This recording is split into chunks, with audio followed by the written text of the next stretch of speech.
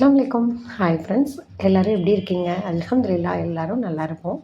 இன்றைக்கி நான் அப்படியே மார்னிங் பார்த்திங்கன்னா சமைச்சிட்ருக்கும்போதே அப்படியே எடுத்த வீடியோ தான் இது.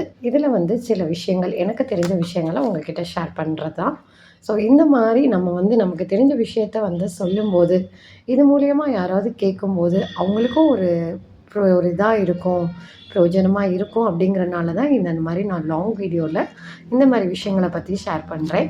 பெண்கள் வந்து நம்ம யாரிடமும் சொல்லக்கூடாத விஷயம் அப்படின்னு இருக்கும். ஸோ அதை பற்றி நான் வந்து உங்ககிட்ட ஷேர் பண்ணுறேன். இந்த வீடியோ பிடிச்சிருந்தா லைக் பண்ணுங்கள், சப்ஸ்கிரைப் பண்ணுங்கள், கடைசி முடிக்கும் பாருங்கள். அப்போ தான் உங்களுக்கு என்ன சொல்ல வரேங்கிறது புரியும். நம்ம எப்படி வாழணும் அப்படிங்கிறது நம்மளுடைய கையில் தான் இருக்குது. இறைவனுக்கு அடுத்தபடியாக இறைவன் ஒரு வழியை காமிச்சிருவான். அதுக்கப்புறம் நம்ம கையில் தான் இருக்குது.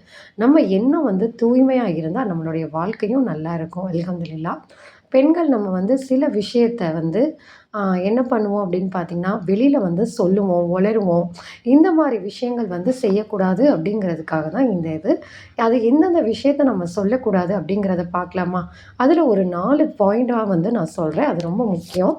ஃபஸ்ட்டு பார்த்திங்கன்னா, பண விஷயம்னு சொல்லலாம். பணம் வரவா இருந்தாலும் சரி, இல்லை நமக்கு பண குறைபாடாக இருந்தாலும் சரி, இல்லை அதிகமாக வந்தாலும் சரி, நம்ம இதை பற்றி ஷேர் பண்ணக்கூடாது.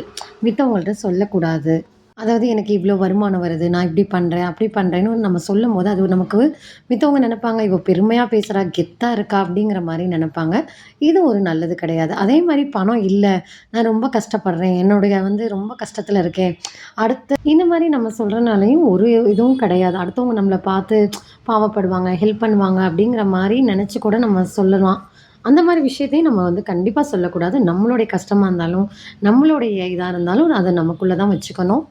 அதே மாதிரி ஒரு சிலர் வந்து இந்த மாதிரி விஷயங்கள சொல்லும்போது, அத போய் மித்தவங்க என்ன பண்ணுவாங்கன்னா, 10 பேர்கிட்ட இத போய் சொல்லுவாங்க. அப்ப வந்து அதாவது ஒருத்தவங்களோட எடை போடுறதே வந்து நம்மளுடைய பேச்ச வச்சு தான் மித்தவங்க வந்து எடை போடுவாங்கன்னு சொல்லுவாங்க. நம்மக்கிட்ட வந்து பழகுற 4 பேர் நம்மக்கிட்ட உண்மையா இருந்தா போதும். நம்ம மேல அன்பு வச்சிருந்தா போதும். அது நம்மளுடைய ஃபேமிலி மெம்பர்ஸ்ல வந்து யாராவது க்ளோஸா உள்ளவங்க, இல்லாட்டி நம்மளுடைய ஃப்ரெண்ட்ஷிப்ல உள்ள யாராவது க்ளோஸா உள்ளவங்க. அவங்க கிட்ட மட்டும் இந்த மாரி விஷயங்கள நம்ம ஷேர் பண்ணிக்கலாம்.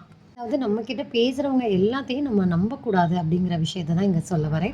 அடுத்தது செகண்ட் பாயிண்ட்டுன்னு பார்த்தா, ஒரு சிலர் வந்து நம்ம லைஃப்பில் வந்து ஏதாவது நினச்சிருப்போம். இது பண்ணலாம், அதை பண்ணலாம், இந்த மாதிரி இது செஞ்சால் நல்லாயிருக்கும், இந்த மாதிரி செய்யலாமே அப்படின்னு நினைக்கிற விஷயத்த அதை மித்தவங்க கிட்ட சொல்லுவோம். எதுவுமே வந்து க்ளோஸா உள்ளவங்கள தவிர மித்தவங்கள்ட்ட நம்ம சொல்லும்போது, அந்த இடத்துல அவங்க என்ன சொல்லுவாங்கன்னா, "இது உனக்கு சரிப்பட்டு வருமா? இது உன்னால செய்ய முடியுமா? இது உன்னால பண்ண முடியுமா? இருக்கிற பிரச்சனையில இது வேறயா?" அப்படிங்கிற மாரியெல்லாம் பேசுவாங்க. "இருக்கிற இந்த நிலைமையில உனக்கு இதெல்லாம் தேவையா?" அப்படிங்கிற மாரியெல்லாம் சொல்லி, நம்மளுடைய மைண்ட தடுமாற வச்சுருவாங்க. அடுத்தது 3வது விஷயம்னு சொன்னா, ஃபேமிலி விஷயத்தையும் எல்லாத்துக்கிட்டயும் எல்லாமே சொல்லக்கூடாது. ஃபேமிலிலங்கும்போது ஃபேமிலியா நம்ம இருக்கும்போது, நமக்கு ஏதாவது வந்து மித்தவங்கனால பிரச்சனைகள் ஆகுறதுக்கு வாய்ப்பு இருக்கு. எல்லாமே ஒரே நேரம் மாரி இருக்க முடியாதுல்ல. ஸோ இந்த மாரி ஃபேமிலி பிரச்சனைய மித்தவங்க கிட்ட சொல்லக்கூடாது. ஏன்னா, அந்த மாரி சொல்லும்போது, அத நமக்குள்ளயே நம்ம பேசி சரி பண்ணிக்கலாம். மித்தவங்க கிட்ட சொல்லும்போதுமே, இந்த 10 பேர் என்ன பண்ணுவாங்க, இந்த விஷயத்த வந்து அந்த ஒருத்தர் போய் 10 பேர்ட்ட சொல்றதுக்கான வாய்ப்பு இருக்கு. நம்ம மேல தப்பே இருந்தாலும் சரி, இல்லாட்டியும் சரி, நமக்கான பதில் வந்து இறைவனுக்கிட்ட இருக்கு அப்படிங்கிற மாரி, நம்ம அந்த இதுல நம்ம வந்து நகர்ந்து போயிடணும். இத போய் அடுத்தவங்கள்ட்ட சொல்லி எந்த ஒரு பிரயோஜனமும் கிடையாது. நம்ம அத ஒண்ண சொன்னோம்னா, அவங்க என்ன பண்ணுவாங்க, கடைசியில 10 ஆக்கி விடுறதுக்கான வாய்ப்புகளும் இதுல இருக்கு. சரி, நம்ம ஃபேமிலி விஷயத்த மித்தவங்க கிட்ட நமக்கு நெருங்குனவங்க கிட்ட சொல்லலாம். நம்பிக்கையான உள்ளவங்கள்ட்ட சொல்லலாம் அப்படின்னு நெனச்சு, அத வேணும்னா நம்ம வந்து கொஞ்சம் ஷேர் பண்ணிக்கலாம். மித்தபடி எல்லாத்துக்கிட்டயும் எல்லா விஷயத்தையும் சொல்லக்கூடாதுங்கிறத சொல்ல வரேன். ஏதாவது ஒரு மனஸ்தாபம்னால இப்ப பேசாம இருப்போம். ஆனா திரும்பவும் நம்ம பேசக்கூடியவங்களா தான் இருப்போம். ஸோ இத போய் அடுத்தவங்கள்ட்ட சொல்றனால எந்த ஒரு இதுவும் கிடையாது. இது இவங்க கிட்ட சொல்றனால நமக்கு ஏதாவது ஒரு தீர்வு கிடைக்கும்னு நெனச்சு நம்ம ஃபேமிலில யார்ட்டயாவது மட்டும் ஷேர் பண்ணலாம். ஸோ இல்ல நம்ம ஃப்ரெண்ட் சர்க்கிள்ல யார்கிட்டயாவது சொல்லலாம். அவ்வளோதான்.